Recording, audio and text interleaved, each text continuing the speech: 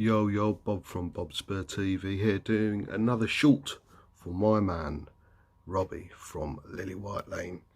And he gave me a bit of a task. He said, Bobby, give me your 3 best ever Spurs away days. It's hard to believe, but we've had a few, the way we're going this season, and especially of late. So I've got my thinking cap on, and I've come out with 3. Now, as always, just an opinion. If you've got any more, I'm sure Robbie would love to hear about it, and then let me know over at my channel as well, which is down here. I can point anywhere really, down here, up there, because I add in the names afterwards, so that'll be interesting. We'll see how that comes out. Okay, so there we go. 3 best ever Spurs away days, and thank you, Robbie, for bringing some positiveness to anything surrounding Spurs. By the way, I've got, depending on when you're watching this, if it is Wednesday, pop over to my channel tonight at 7 PM, where I'll be having a very in-depth discussion about trophies or top 4. Now, I've got a WhatsApp group amongst us YouTube Spurs family, and there's been some let's just say interesting opinions about what the guys prefer, and I'll be bringing that to you on Bobby-BobspurTV 7 PM tonight. I will put a link down here as well, and I hope Robbie's okay with that. Right, let's go ahead. So number 3, the 3rd best away day. And by the way, there's loads from the 60s and 70s, of course is, but I will make it as new as possible. So from 90s, mid-90s onwards, just so more people can relate to it. Of course, I'm sure with the likes of Greavesy, etc., we would have had many more. But I'm going to go by the ones that I've seen live. And being 22, I've not seen. I'm joking. Double that and a bit more. So first one, Arsenal 2, Spurs 3, when we won at the Emirates. And it's nice to win, but it's even better to win against your arch rivals when you're trailing 2-0 and you come out second half and you get 3 goals. And it was a really good team with likes of Modric and Van der Vaart, who scored, and Bale, of course. Defoe, who came on for the second half, I think, yes. So yeah, and the likes of, Pavlyuchenko starting. We had Gallas and Kabul. 2 things he stands out for at Spurs, in my opinion, is obviously the winning goal in this one after. Who was it? It was a free kick from Bale. No, sorry, Bale ran through to make it 2-1 after Nasri and Shamak had scored in the first half. Bale ran through after about, I think, 5 minutes into the second half and slotted in a goal. Then it was Modric who took a free kick, and it was Fabregas doing the usual. And Van der Vaart scored the penalty, and 5 minutes to go, Kabul got the winner. And that was one of 2 things that really stand out for me for Kabul, is that winner and a little dribble down the right, which he crossed in for Crouch to score with a header, and it was away at Man City to get us the Champions League for the first time. You know what? I've just realised I've not put that game in there. I can't believe I have not put that 1-0 away win at Man City to take us into Champions League for the first time under Harry Redknapp. Bobby, what are you doing? So I'm going to make it the top 4. It's the top 4. Would I put the Man City game at the top? You can see I've planned this really well. Would I put Man City at the top? You know what? I'm going to put it joint first. Yeah, I'm going to put it joint first. because the one I have picked at number 1 is more of a personal thing. So but anyway, so yeah, third is Arsenal 2, Spurs 3. My second choice is Chelsea 1, Spurs 3. And Poch, we hadn't won there for 28 years. We were trailing to a goal from Chelsea. I can't remember who scored. I think it was... remind me. Second one is Chelsea 1, Spurs 3. We hadn't won there for 28 years. And we won. Pochettino. We were 1-0 down, and to be fair, we deserved to be 1-0 down. Then Eriksen, as you all know, got a goal out of nowhere. A 40-yard, 35-yard thunderbolt to make it 1-0 just before half-time, literally seconds before half-time, and that was what we needed. I think even Conte, the Chelsea manager, after the game, when we got 2 goals second half, he just said they were more clinical. It was, if we're being honest, it was pretty much an even game. But Dele Alli's 2 goals, who loved a goal against Chelsea, scored 2 second half goals, and Dyer probably put in one of the best assists of the season. Yes, I repeat, Dyer put in one of the best assists of the season, and his 2 goals were absolutely clinical. The way he took the third one down and lobbed it past Chelsea keeper, class. Oh Dele, oh Dele. Have a look at these games. Look at the Chelsea games, just a couple of Chelsea games. The 1 or 2-0 at home as well when we beat them. You're so much capable of more, matey. So much more. Let's just get it done. But that for me was second, purely and simply.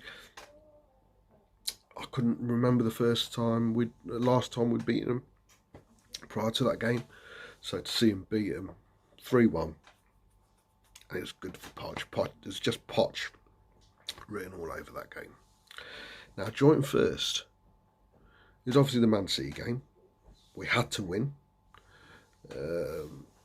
or avoid defeat, but the win just sealed it for us.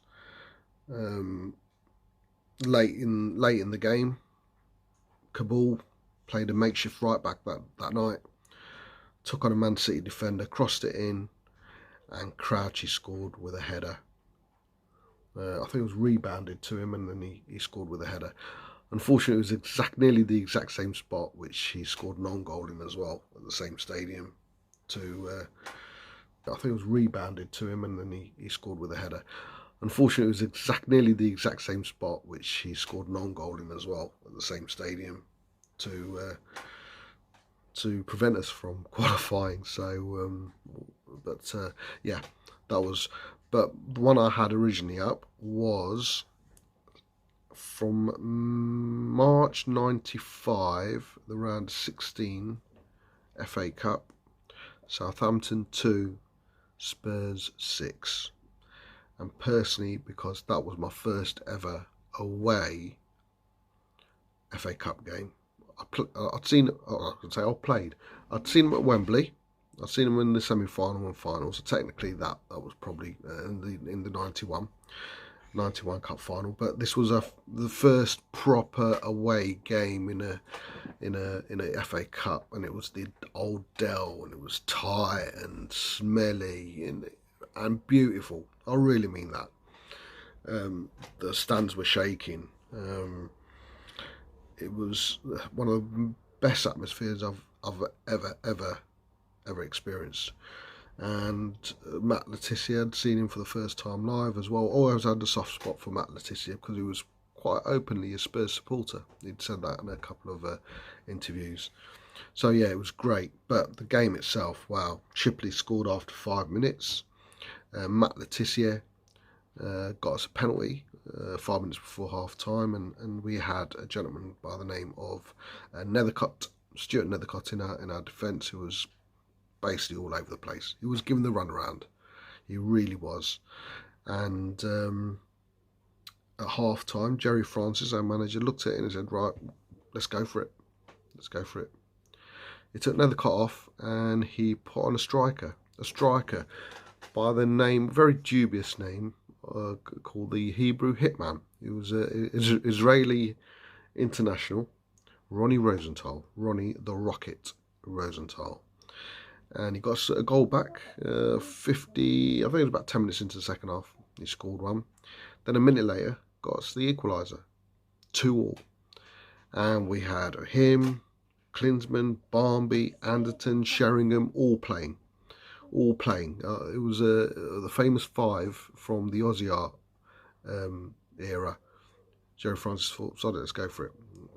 I think the five under Aussie, we had a gentleman called Dumitrescu as well, playing up there. But yeah, Jerry just went for it. Went into extra time, and about 10 minutes into the second half, Ronnie Rosenthal was left-footed, and he was about, I don't know, 450 yards away from goal. No, I'm joking. It was about 40 yards away from goal, and he hit one. And we thought, here we go, what a waste. Went top corner out of nowhere. And I think he was surprised because his celebrations were, he did a double take on the goal, then turned around and was like, shall I celebrate? Because I still can't believe if it's gone in or not. It had gone in. Absolutely fantastic. Teddy Sheringham got us the fourth. Fantastic link-up play with his forwards. Klinsmann was involved, obviously. Barmby ran through to round the Southampton keeper to make it 5-2. And then Darren Anderton had a tap in to make it 6-2. It was a bit unfair on Southampton, I'll be honest with you, because it did play well. But it just showed how it even has more relevance today because of we don't have that attacking mindset anymore. Yes, we've scored 6 away at Man City today, and a lot of people thought, it did cross my mind to actually pick that, but how do I say this? It wasn't a must-win game. It was early on in the season. It was good that we won it, but it didn't really mean that much, and I mean this in this nicest possible way. It wasn't a must-win game, and absolutely fantastic. And later on in the quarterfinals, we went to Liverpool. We beat them 2-1 as well. Semi-final, we had a bit of a this is from 95, by the way. In the after Southampton game, we played Everton in the semi-final. We lost 4-1, and Jerry Francis to this day cannot pinpoint what happened to us that day. We just didn't turn up. We were so on form as well, but so in the end, the 6-2 really didn't matter. It didn't stand for anything. But on a personal note, being the first FA Cup away from home game I've been to, seeing Laetitia, who was one of my favourite players who weren't playing for Spurs, and then seeing those 5 attackers in the second half and extra time, just go for it. And yeah, absolutely fantastic feeling after the game. And I'll be honest with you, Southampton fans that night were awesome, absolutely awesome. To be fair, we gave them a lot of credit as well after the game. We said, well played. That was probably our hardest first 45 minutes of the season. But they understood that the quality was just too much for them to handle.